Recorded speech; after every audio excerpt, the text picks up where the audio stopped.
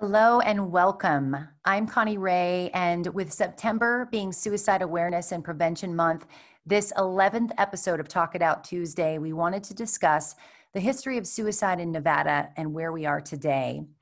I'm extremely excited to be sharing this episode with all of you today. It's a very, very personal topic for myself and my family as we lost our 24-year-old daughter, Katie, to suicide.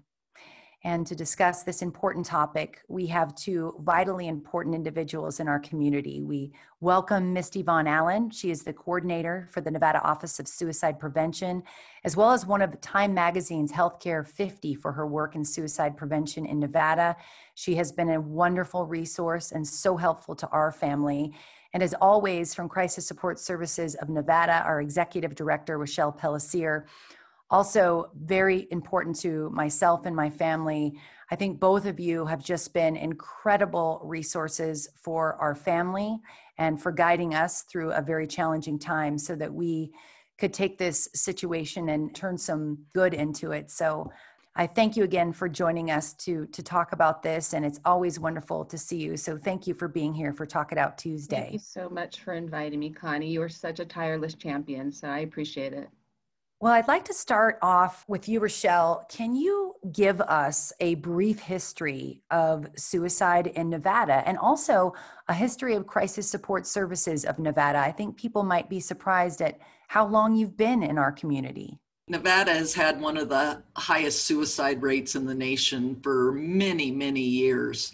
That's why the pioneers that started this organization, it was called the Crisis Call Center way back then in 1966, when people only had one phone in their house. There was no cell phones, and it started out as a 24-hour hotline even back then. The volunteers took the calls from their home, and when there was someone at imminent risk of death, they had to send their children or their spouse next door to call the police from the neighbor's house. And that was pre-911. We have a long history, unfortunately, in Nevada of these high rates of suicide. And it took us years to get out of that number one place. But luckily, we got even out of the number one place, but we got out of the top 10 recently in the last several years. So obviously it's taken us 50 years, but we're getting somewhere in Nevada. Misty, I know, can give us more history on that. It's funny that you say that, Rachelle, because I did start when Crisis Call Center was Crisis Call Center way back in the 90s, and we were still the highest rate in the nation. We dropped out of that in the year 2000, and we've never gone back. Currently, we have the 8th highest rate. We've been out of the top 10 twice. We have moved our youth rates out of the top 10 into more of the middle average road. Still so much more work to do. So please don't get me wrong. But, we don't seek out suicide prevention as a career path. It finds us. And when I started picking up those calls at Crisis Call Center in the 90s and hearing mothers and fathers and siblings trying to find help for their loved ones, it changed everything. I never looked back. This mission is so important.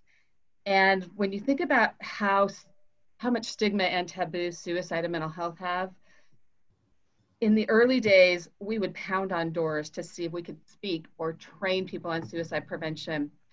And it was really difficult. Nowadays, we have partners in all aspects of our community.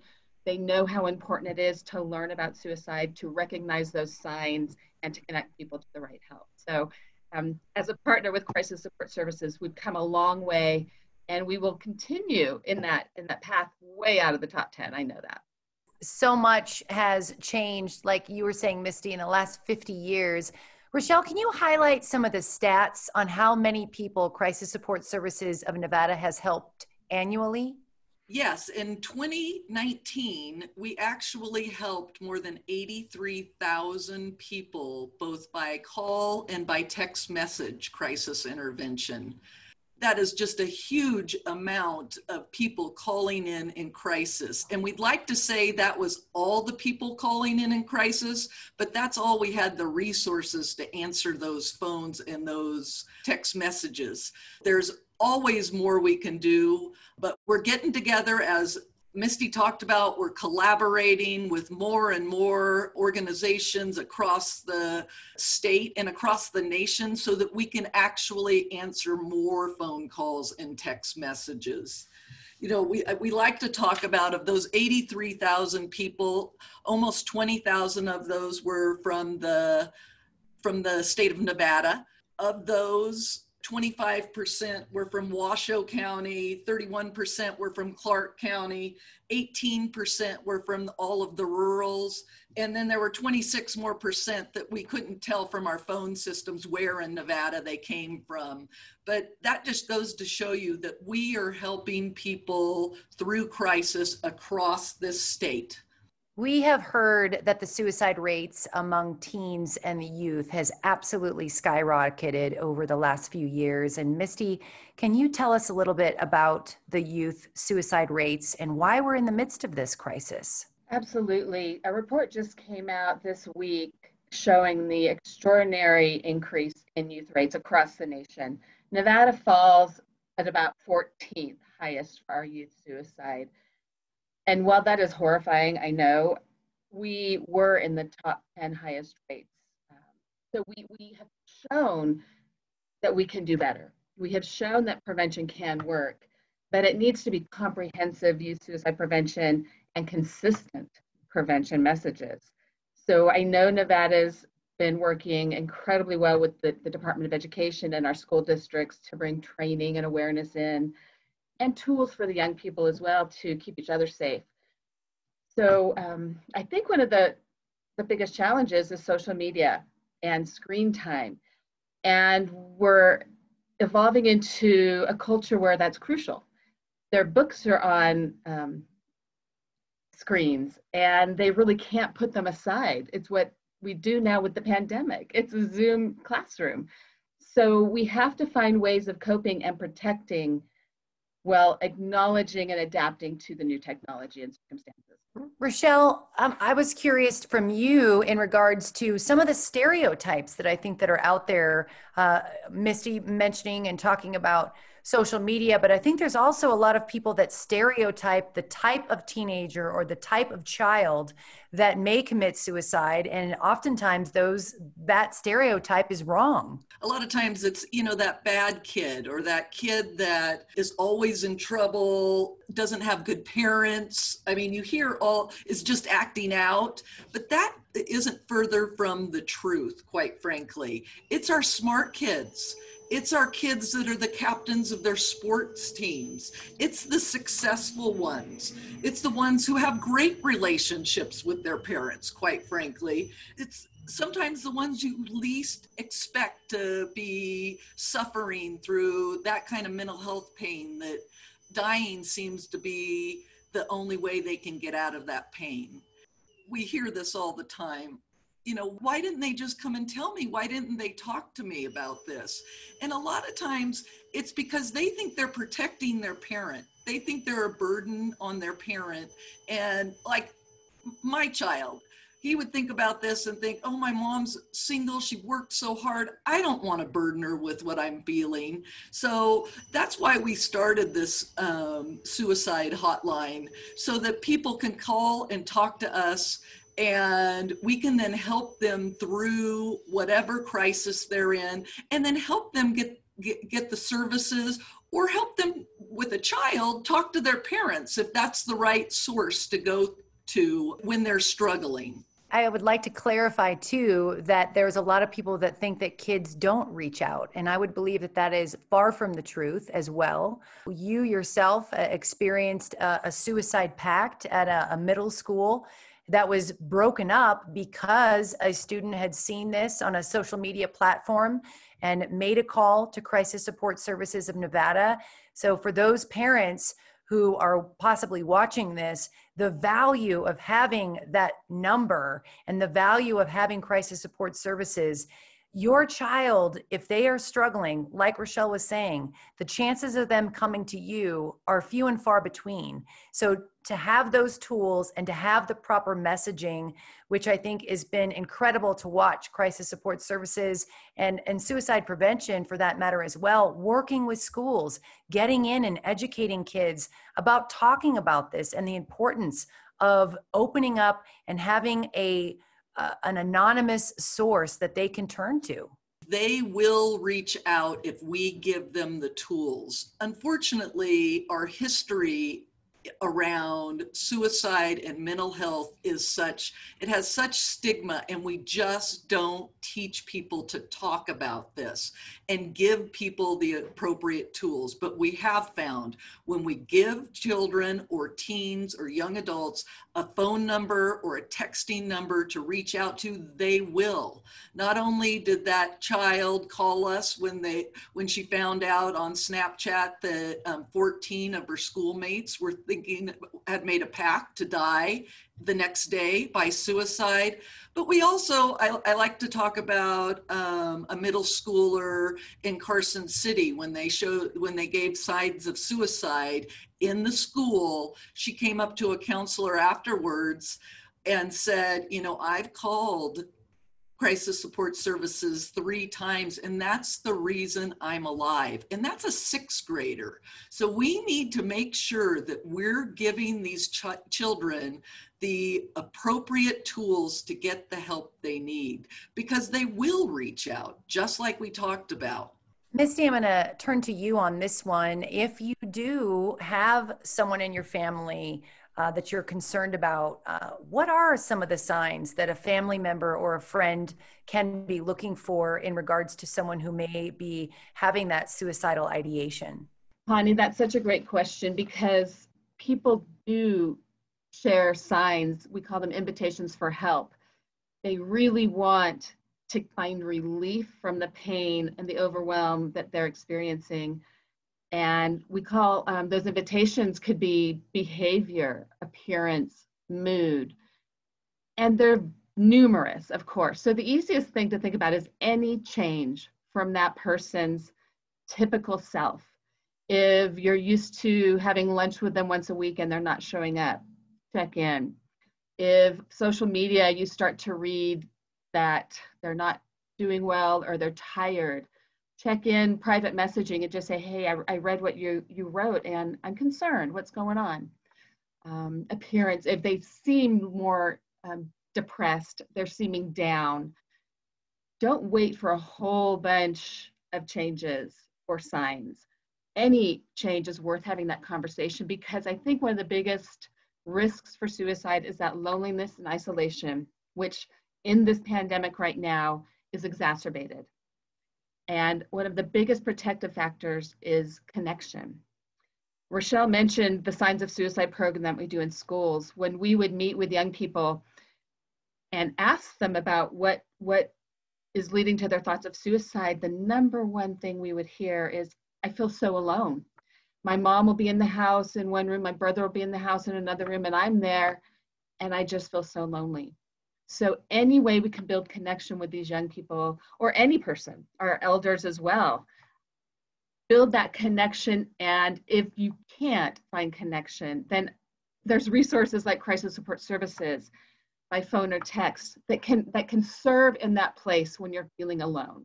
I have worked with both of you over the last year, and both of you know that I lost my older daughter to suicide, my stepdaughter. She was 24 years old, and I'm so glad that you mentioned about the signs.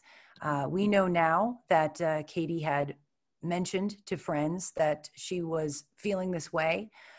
She had actually told a friend how she would do this and what the plan was. And I think that individual, she's a very, very kind and gentle soul. She really believed that her conversations with Katie would eliminate those thoughts. She didn't continue to tell other friends, even my daughter's husband, she did not mention that. And I can tell you that for our family, we know now there were signs there. You talked about isolation. Her husband was in the Marines. She was raising 3 young children, all under the age of 4, by herself. She was pretty much alone. Her husband was working 60, 70 hours a week. So all of the things that you are saying now, and of course, you never want to say hindsight is 2020 in our situation, but for us now, having those conversations and being aware of what those signs are. And turning to you, Rachelle, I think the importance is, I know that anyone can call Crisis Support Services of Nevada. And I know for the young girl that Katie had opened up to, she recognizes that now, that this was a bigger problem for her, and realizes now the importance of picking up that phone and calling someone at Crisis Support Services who could have offered her a little bit more of an insight as to how to handle those problems. And that's really why I encourage individuals, anyone, to call Crisis Support Services, because Rachelle, you really work on making sure that you can find the right person. If it's a veteran who is struggling, you get them to services for them. If it's a youth that's struggling, can you talk to us a little bit about where someone goes when they do contact Crisis Support Services? When we think about something, a hotline like Crisis Support Services, we think that it's only the person who is struggling that needs to reach out to us or having thoughts of suicide. And quite frankly, yes, they absolutely should reach out to us. But parents and loved ones of someone who is struggling, when your loved one or your child is in a crisis, no matter what it is, you're in a crisis also. And so we want the parents and the loved ones to call us too, because then we can help them. Number one, we'll focus on them, because at that point they're in a crisis. So we'll help them get through that, but then we'll give them tools, how to help their loved one, what to do, how to talk to them, how to get your loved one, if they want to, and call with them so that we can all talk through this stuff. But it's not just someone who's in crisis in this moment that we want to call us. We want anyone who's helping to support and advocate for someone who's in crisis also, because it's really hard for someone in crisis to actually get themselves out of that place on their own. Just like someone who's having a physical ailment or going to the hospital for some kind of physical ailment, they need an advocate with them. And they're usually not in a mental health crisis at that point, but they still need an advocate there speaking for them. So talking to the people out in our audience, if you are a loved one, if you are a parent, if you just have a boyfriend or a girlfriend or just a friend that's struggling, please call us and let us help you help your friend or loved one. Also, if you're struggling, don't wait until the last moment when you feel like dying is your best bet. Call us when you start to feel anxious. Call us when you're feeling depressed. We'll help you at that point where it's a little bit easier to get you the services and it's not an imminent risk that you are going to hurt yourself to end that pain. I just, again, encourage anyone to contact Crisis Support Services of Nevada for support and to find services in their area. You can simply call them at 1-800-273-8255. There's other ways. You can text CARE to 839863. And of course, the website is a wonderful location as well to get information. You can visit them at CSSNV.org. And I just want to thank both of you for all of the work that you have continued to do for our community.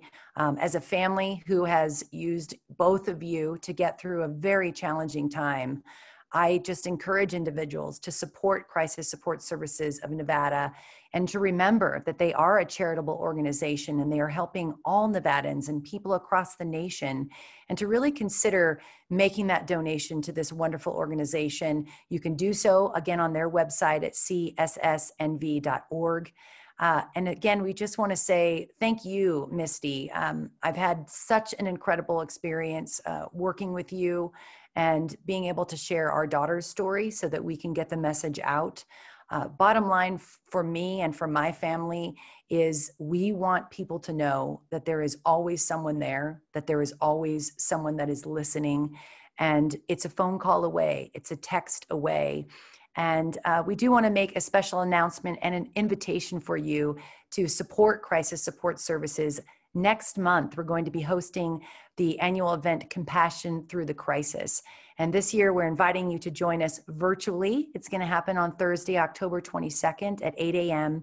So please go to CSSNV.org to get more information on how to register for this very special event. And we encourage you to come. We'll be sharing stories and really seeing the work that Crisis Support Services has been doing in our community for a very, very long time. And because of this upcoming Compassion Through the Crisis event, we will not be having an episode of Talk It Out Tuesday next month, but you can join us again on Tuesday, November 17th for our next special episode of Talk It Out Tuesday.